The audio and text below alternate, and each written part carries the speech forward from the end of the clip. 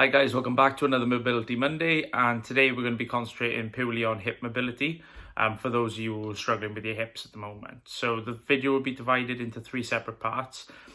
So the first part will be basically on your feet, trying to increase the blood flow to the hip muscles. The second part will then be like stretches and mobility, and then it'll feed into like activation of the stabilizing muscles around your hips, and hopefully then after you'll feel a lot better.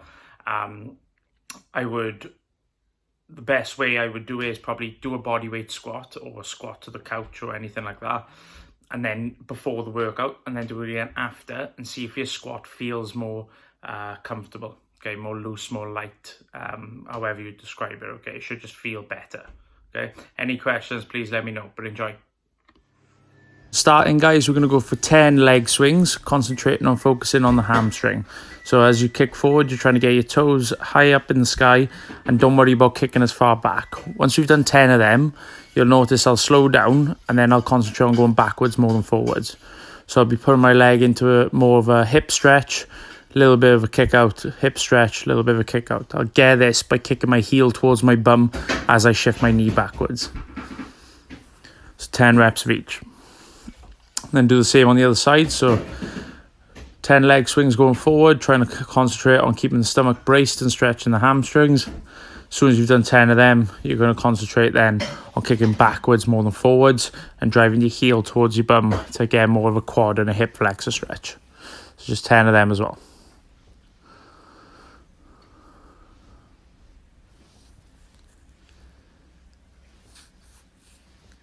We're going to still be standing, guys. We're going to open the gate and close the gate with our knee. So as you notice, I'm going to drive my knee up towards the center of my body and then wind out.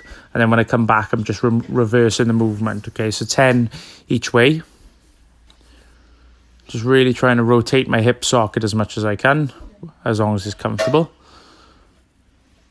This started burning me towards the end.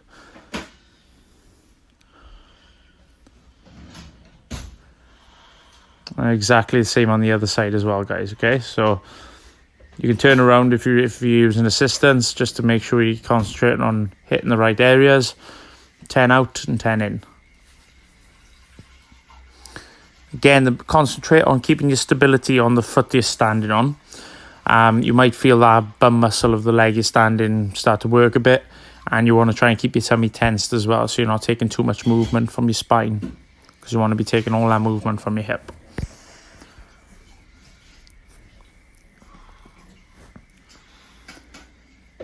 And then we're going to do hip circles then, guys. Hold on to your hips, stand just about shoulder width apart, and we're going to do 10 rotations one way, 10 rotations the other way. And if you notice, this is basically just kind of mobilizing my hip sockets a little bit as well, but it will increase the blood flow.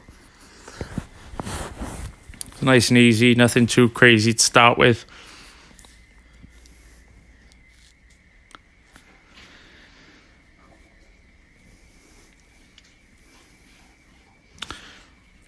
And then once you've done that again, guys, that's the blood flow part of this workout done. We're going to move on to the floor. Once you're on the floor, we're going to go in a half kneeling position. We're going to pelvic tilt backwards, so we tense our bum and stomach. And we do just little rocks. You should feel this stretch in your hip flexor, so the front of your thigh, but you're also mobilizing your ankle a little bit. Don't worry about the ankle too much though, because we are concentrating on the hips. So 10 rocks.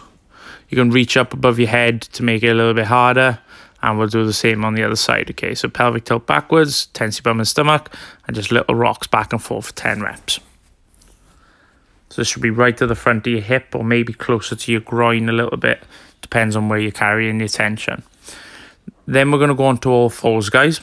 So get your knees nice and wide on in a quadruped position. Tense your tummy and rock into your hips. Okay, so you're almost simulating a horizontal squat. And as you shoot your hips backwards, that stretch should be in your groin. It shouldn't be too aggressive. And we do want to be going in and out of it nice and fluently. So you want to be looking at about 10 rocks.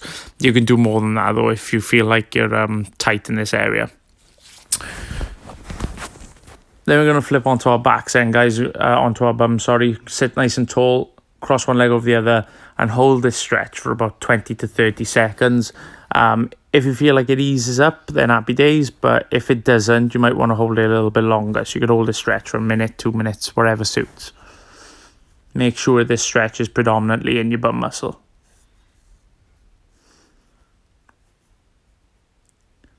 And we'd do exactly the same on the other side, guys. So I held mine for about 20-30 seconds. Sit nice and tall, cross your leg over, pull it in, and just make sure you can feel that stretch in your bum. If you can't feel it in your bum, have a little play around, like move where your foot is, have a play around with your spine angle. Yeah, it could just be a little tweak, could just sort you out. Then we're going to be lying on our backs after this one then, guys. So what I want you to do, you're just going to straighten your leg as much as you can. So make sure your knee is completely locked out. Grab yourself on your hamstring and just flex and extend out to that position. You should find that if you come too close and it's too much of a stretch, your knee will shake and you won't be able to straighten your knee fully. So you need to ease out of it a bit. And then you're going to do 10 of them and then 10 flexions of the foot. Okay. So just pointing your toes towards the ceiling and towards your face, towards the ceiling, towards your face. I struggle with that one, as you can tell by my face. Same on the other side, okay? So straight leg, just grab yourself on the hamstring and flex in and out of that position. Make sure your lower back is intact with the floor the whole time, okay?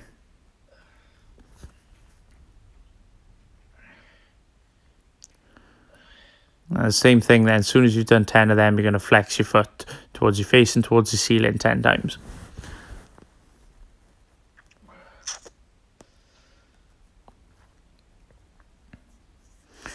After that then, guys, you are going to be going into the activation part. So you're still lying on your back, but we're going to go into a glute bridge where we'll do a 1 second hold, and then you come down, and then you go up into a 2 second hold, come down, and you'll work up to 10 seconds. Okay, so a 3 second hold, back down, and so on. Okay, make sure your feet are flat on the floor, but you stand wide enough and able to push your knees out.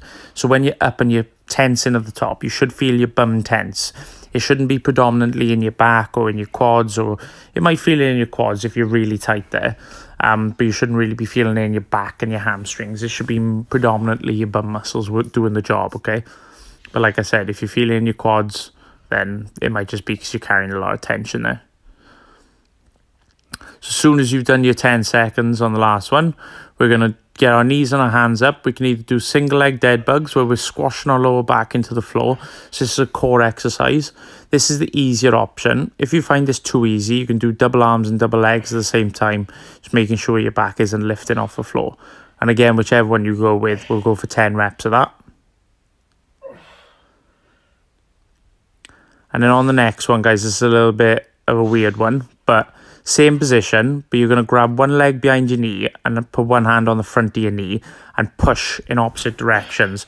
So I'm pulling into, I'm pushing my one knee into my hand and I'm pushing my other hamstring into my hand. So they're going in opposite directions, if that makes any sense. I should stay completely static. Shouldn't really feel anything apart from the fact there's a little bit of tug of war going on. So this will kind of reactivate all the stabilizer muscles in your hips and realign your hips a little bit if they're like out of alignment. So just big push for just literally a couple of seconds and then swap. And we'll do exactly the same for in and out as well. So put your hands on the outside of your knees and push out. And then put your hands on the inside of your knees and push in, okay? Just keep doing that for a couple of reps. I'd say three each way should suffice, guys. Happy days. I found that exhausting. Hope you enjoy. Any problems, let me know.